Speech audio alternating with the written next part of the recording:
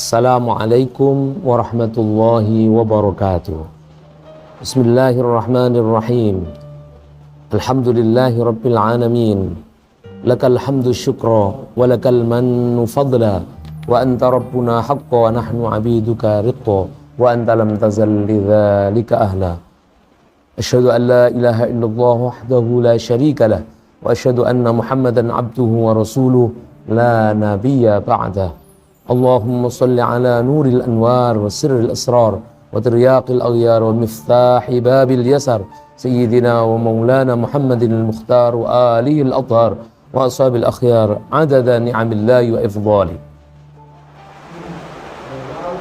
Wa ba'du, para pendengar Mutiara Senja Pondok Pesantren Waqiyah Indonesia, dimanapun Anda berada, rahimakumullah. Di kesempatan yang mulia ini, di bulan suci Ramadan yang penuh dengan anugerah keagungannya Allah Subhanahu wa ta'ala, keagungan zahir maupun batin, telah dicucurkan oleh Allah Subhanahu wa ta'ala yang wajib kita syukuri bersama. Sehingga dengan syukur ini, fa insyaallah akan semakin membawa kita menjadi orang-orang yang kualitas kehidupan kita semakin lebih baik, semakin lebih moncer, baik dalam kehidupan pribadi maupun sosial kemasyarakatan kita. Para pendengar setia Mutiara Senja Pondok Pesantren Waqiyah Indonesia yang dirahmati Allah Subhanahu wa ta'ala, pada segmen kali ini kita akan membahas kaitan dengan budaya. Dalam bahasa Arab, budaya dikatakan as-saqafah. Kalau kemudian kita sandingkan, maka ada budaya, ada islami. Maka ketika disandingkan adalah budaya islamiyah. Dalam bahasa Arabnya as-saqafatul islamiyah.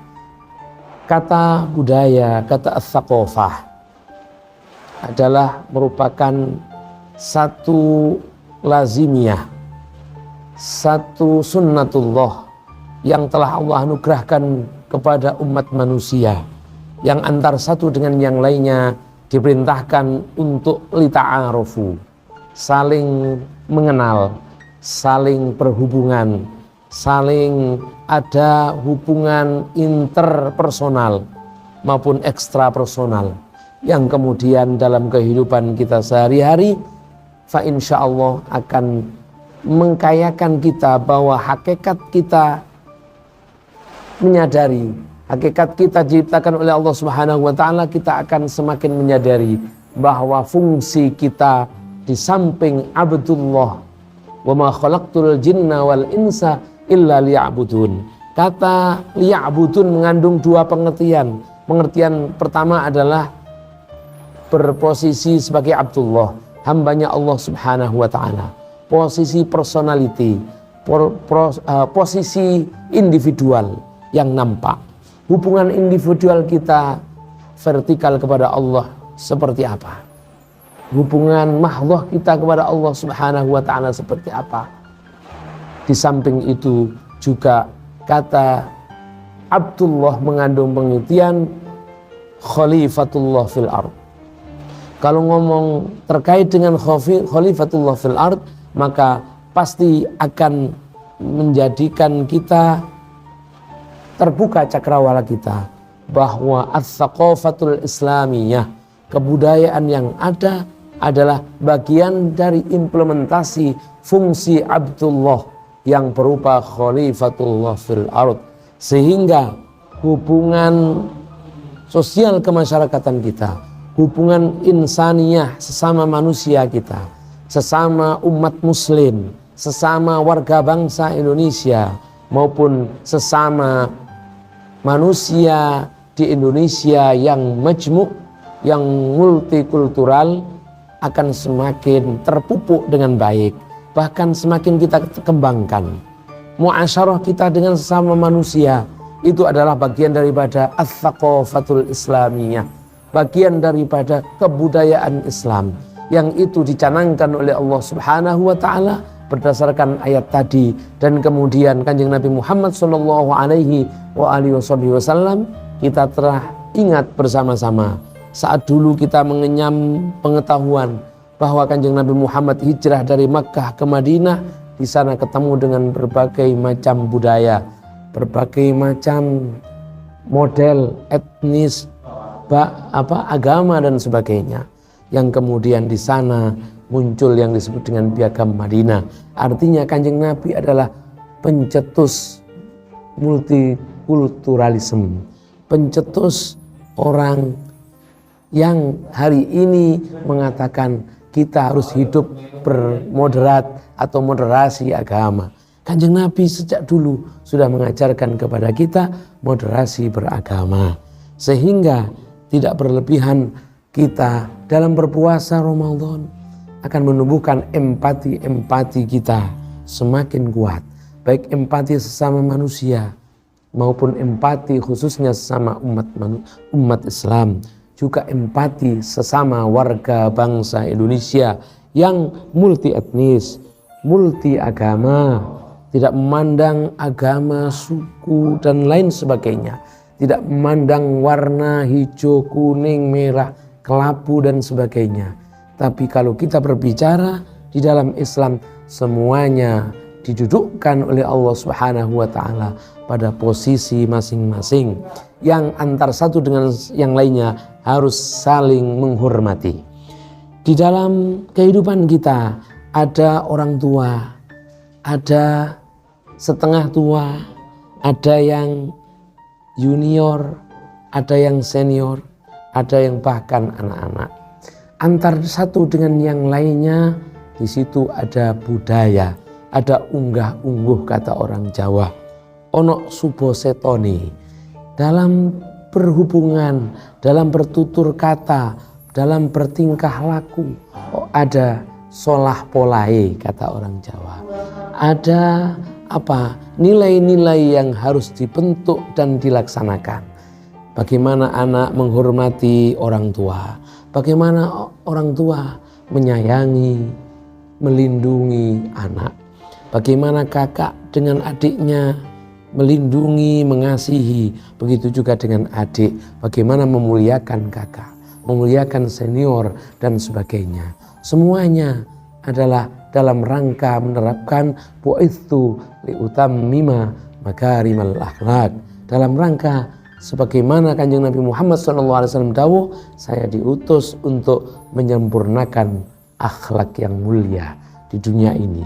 Karena saat itu di bangsa Arab degradasi moral sudah sangat akut, bahkan sampai anak yang lahir itu perempuan maka akan dikubur hidup-hidup, sudah tidak manusiawi lagi. Nah saat itulah, dan degradasi moral yang lainnya pun juga ada di kalangan bangsa Arab saat itu, yang kemudian di Jawa insya Allah jauh hari sebelum itu sudah ada ajaran-ajaran leluhur Jawa, katanya orang Jawa. Yang ini kemudian kalau kita sandingkan dengan ajaran agama Islam ala thariqati ahli sunnati wal jamaah an-nahdhiyah, maka di situ akan ada sebuah akulturasi budaya, akan ada keselaratan antara keislaman, antara nilai-nilai Islam, nilai-nilai keilmuan Islam maupun keilmuan Jawa. Kalau itu orang Jawa, ada orang Madura, ada orang-orang yang suku bangsanya berbeda, tapi di situ sudah punya peradaban, yang peradaban itu memuliakan sesama manusia, baik itu yang berjenis kelamin laki-laki maupun berjenis kelamin perempuan. Ma'asyiral hadirin, para pendengar setia Mutiara Senja menjelang berbuka puasa yang dirahmati oleh Allah Subhanahu wa taala. Berdasarkan itu, maka bu'itsu liutammima makarimal akhlak. Di dalam Islam ada akhlakul karimah, maka di dalam Jawa, di dalam budaya Jawa itu ada yang disebut dengan toto kromo, sopan santun, ono unggah ungguh. Nah, toto kromo, sopan santun, unggah ungguh itu juga diwujudkan tidak hanya berupa ucapan, berupa tingkah laku, juga dengan berbusana. contoh kita mau sholat, kalau dalam fikih pokoknya menurut aurat, menutup aurat pokoknya di bawah dengkul ya, kemudian sudah di atas udel, bainar rukbati was surrati, maka manakala tidak punya pakaian selain itu pokoknya menutup aurat itu juga sudah bisa melaksanakan ibadah sholat. Tapi di luhung sebuah kebudayaan manakala terutama di akhir zaman ini, terutama di kondisi kita sekarang ini, sudah banyak pakaian yang layak. Jadi orang sholat tidak harus bergamis, orang sholat itu tidak harus tidak harus pakai sarung, tidak harus pakai udeng imamah. Tapi manakala ada itu lebih baik. Yang penting suci. Tapi bila mana tidak ada, ya tidak apa-apa. Tapi kurang utama, cuman begitu saja. Sehingga walaupun kita tidak berjubah, tapi kita pakai celana, pakai sarung entah warna senada atau sarung batik, yang penting yang kita pakai adalah halal dan suci, fa insyaallah itu ibadah kita akan diterima oleh Allah Subhanahu wa taala. Bagian daripada busana pun juga begitu. Orang sholat misalkan ada yang pakai songkok hitam, ada yang pakai songkok putih, ada yang pakai blangkon misalkan, boleh-boleh saja. Yang penting yang dipakai suci. Karena apa? Hakikatnya songkok, hakikatnya imamah, hakikatnya yang namanya kopiah, baik warnanya apapun, itu merupakan kafur roksi. Sehingga kalau di luar ada mengatakan, oh gak sah, oleh sholat pakai blangkon itu kejawen, itu berarti gak sesuai dengan syariat. Nah, berarti orangnya ngajinya kurang jeru. Sehingga nyun sewu, mudah-mudahan dengan kita memahami agama dengan utuh, maka manakala kita melaksanakan ibadah, baik sholat maupun ibadah yang lainnya, yang itu suatu yang baik, baik secara individu maupun secara sosial kemasyarakatan, yang penting itu dengan asas kepantasan, fa insyaallah itu juga masuk dalam norma-norma akhlakul karimah, norma-norma suboseto di dalam tingkah laku sehari-hari, norma-norma dalam berbusana. Di samping itu tutur kata yang baik, perilaku yang baik, busana pun juga baik. Yang penting yang kita pakai adalah dari hasil yang halal, bukan dari hasil yang haram. Mudah-mudahan dengan berpuasa, puasa Ramadan di tahun ini menjadikan puasa Ramadan yang lebih berarti bagi kita semuanya, meningkatkan spiritualitas kita, meningkatkan spiritualitas kita secara pribadi, akhlakul karimah kita secara pribadi, etika kita secara pribadi, etika sopan santun kita secara pribadi maupun secara sosial kemasyarakatan, secara berjamaah. Mudah-mudahan kita pun juga menjadikan cermin bagi orang-orang yang di situ membutuhkan figur. Siapa lagi kalau bukan kita, yaitu figur yang pencontoh Kanjeng Nabi Muhammad SAW, para sahabat Nabi, murid-muridnya sahabat Nabi, tabi'ut tabi'in, atba'ut tabi'in, para alim ulama, para aulia, dan para guru-guru kita. Mudah-mudahan yang kita pelajari menjadi ilmu yang bermanfaat bagi kita semuanya, ilmu yang membawa kemanfaatan zahiran wa batinan, sehingga bermanfaat akan menjadikan lumeber bagi orang lain. Dan mudah-mudahan manakala ada kata-kata yang kurang berkenan di hati panjenengan semuanya, saya dengan seikhlas hati minta maaf. Manakala ada benarnya semata-mata dari Allah Subhanahu wa taala. Wa ma taufiqi illa billah. Alaihi tawakkaltu wa ilaihi unib. Wassalamualaikum warahmatullahi wabarakatuh.